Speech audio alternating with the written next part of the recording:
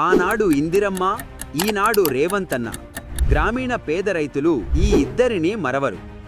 Indiramma 1970లలో land ceiling act తీసుకొచ్చి దొరల చేతుల్లో ఉన్న వేల ఎకరాల భూములను పేదలకు పంచింది. 2020లో ఎప్పుడైతే దొర ధరణి తీసుకొచ్చాడో పేదల చేతుల్లోని ఆ భూములు మళ్లీ దొరల చేతుల్లోకి వెళ్లాయి. ధరణిలో అనుభవదారు కాలం తొలగించడంతో దశాబ్దాలుగా వ్యవసాయం చేస్తున్న రైతులు తమ భూములపై హక్కులు కోల్పోయారు. ఆ భూములకు మళ్లీ దొరల పేరు మీద పట్టాలు వచ్చునై.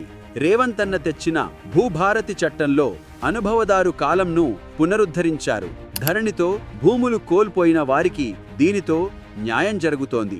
ఒక్క సూర్యాపేట జిల్లాలోని నూతనకల్, మద్దిరాల మండలాల్లోనే సుమారు 3000 ఎకరాలు దొరల చెర నుంచి విముక్తి అయి పేద రైతులకు పట్టాలు రానున్నాయి.